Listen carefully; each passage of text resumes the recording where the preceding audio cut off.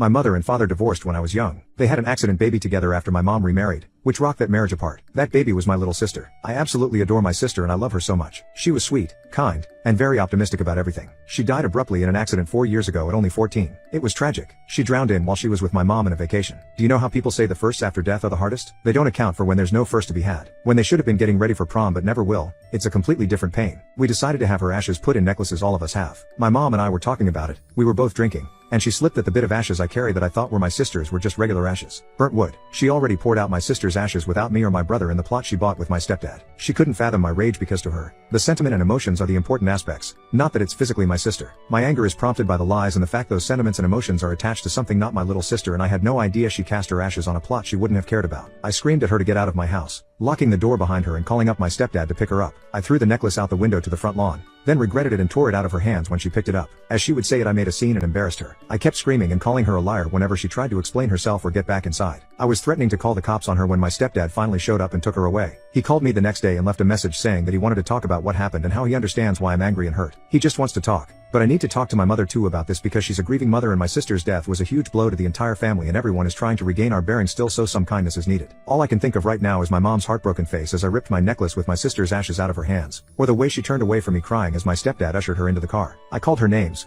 I let my pain and rage take over me, but I can't get over the lies. 4 years of thinking my necklace had my sister, of thinking she was right by my heart, and it all came undone because my mom had too much to drink. Update: I gave my mother an ultimatum of either telling my brother and father, or I will. She refused to, because I reacted so horribly. And she told me not to tell because you're doing this to hurt me and you're just going to hurt them. So I told them. I sat my dad and brother down and explained that the necklaces didn't have the right ashes in them. I've never seen my dad break like that, and I've never heard my brother scream at me like that. He was angry that I knew before him and didn't immediately tell because, this is poop, you tell me, you needed to tell me, we tell each other everything. But he started crying and apologizing to me, admitting he's just so mad about what mom did and he can't handle it. So I guess that's something else me and my brother share. We get overwhelmed initially before cooler heads prevail. My dad looked gutted but he was trying to piece himself back together. He held my brother and me as we cried, and he apologized for the pain. He said it wasn't fair that I had to be the adult when my mother should have told all of us a lot sooner. Dad's going to try to talk to my stepfather to find the plot because my mom has been refusing to talk to us anymore, not answering messages or picking up the phone. Her social media has even gone dark. He's going to find out where the plot is and go to the site. I don't know if I could if it were up to me. It just feels like the final bit of proof that this fucked up nightmare is real and my sister is mixed with dirt and rocks and grass of an unmaintained and unvisited plot. To top it off, she won't even show the decency to explain why or even talk to me. When we were discussing cremation,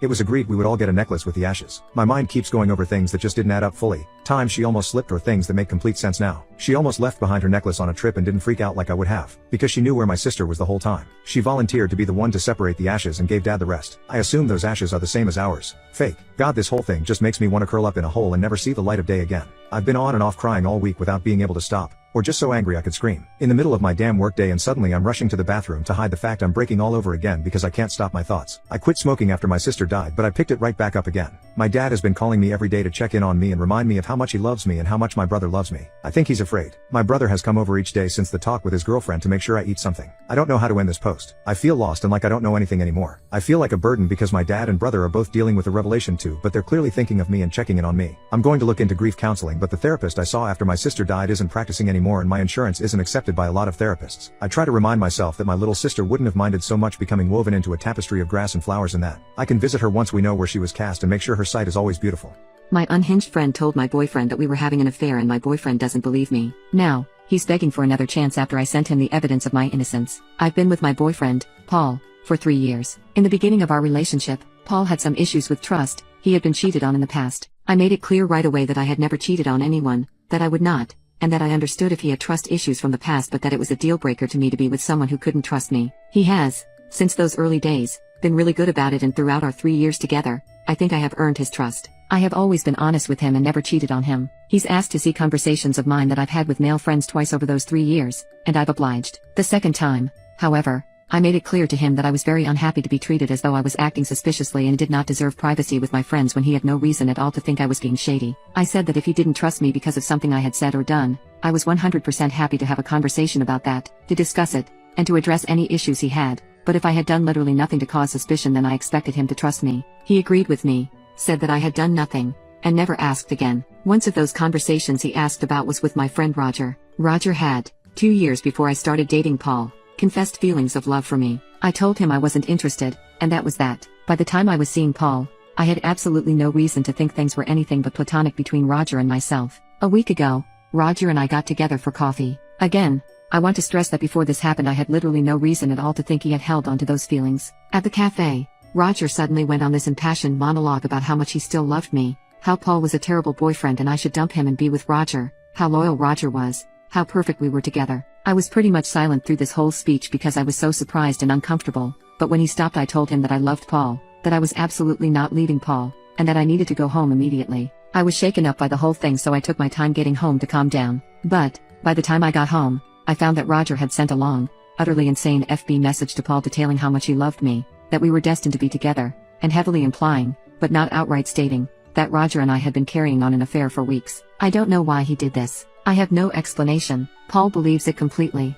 He has listened to my explanation of things, but thinks I am lying. He doesn't want to see me or talk to me at all anymore. I'm completely devastated that Paul would believe this FB message over me. I'm horrified that my relationship with him has ended like this. I'm embarrassed that now I'm being seen as a cheater and a SLT who slept around on Paul. I'm utterly hateful toward Roger. It's been a week and I can't convince Paul to talk to me. I know he had those trust issues in the past but I really believed we were long past them. Update. When I was a little calmer I FB messaged Roger asking him why he lied. He responded with what do you mean, at which point I started pressing him harder. He responded only with one-word answers, and honestly didn't reply to most of my messages at all, no matter how much I asked, and never actually said any definitive statement of yes I lied for such and such reason. Finally, I sent him a definitive statement that said I had never had an affair with him, that I was incredibly hurt and angry, that our friendship was over and that he was never to contact me again. He replied okay and that was that. I sent the entire FB conversation to Paul, not thinking it would help save us but just to try and clear my name. In the message, I asked him if Roger's reactions to my questions and my response to Roger was in line with what he would expect if Roger's accusations were true.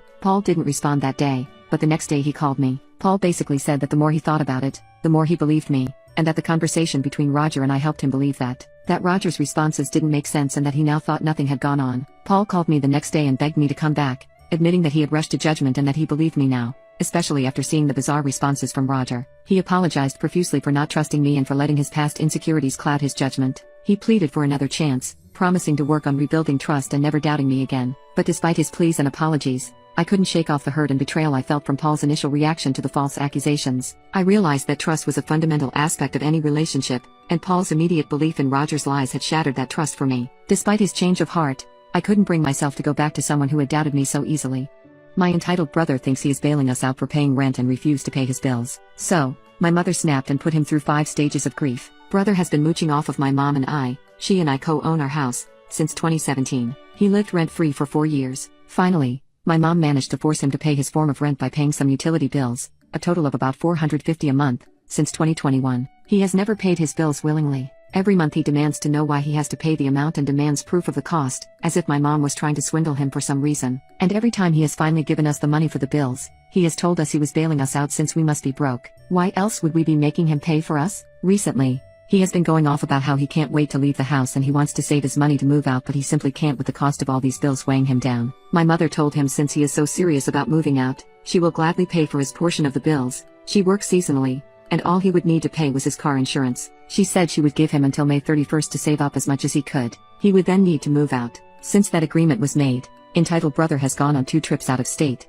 One was a 4-day bachelor party in New Orleans, has gone to poker nights with his friends multiple times, refuses to so much as wash a dish, and leaves a greasy mess wherever he goes in the house. Meanwhile, my mom has worked 6 days a week to make enough money to cover his expenses. And yet, entitled bro hasn't thanked her once. Every time she asks him to do the simplest task, he ignores her or claims he forgot despite how often she reminds him. Today, she finally snapped. His one bill that he's responsible for was due 4 days ago and he never paid her. She texted him and reminded him verbally many times. She asked via text one last time today and he finally responded by asking her to give him a receipt so she can prove his insurance cost what she claimed it cost, and he never sent the money. She lost it and said she is sick of catering to him without so much as a thank you. She said she wants peace and he is no longer worth the trouble she goes through. She said she is removing him from the car insurance tomorrow and that he no longer has until the end of May to move out because now he is 3 weeks. That's it. She's threatened to kick him out before, and hasn't gone through with it yet, but this time felt different because I have never seen her go nuclear like that before, and entitled bro must have felt that same way because he went through the 5 stages of grief about 100 times during that fight. He screamed,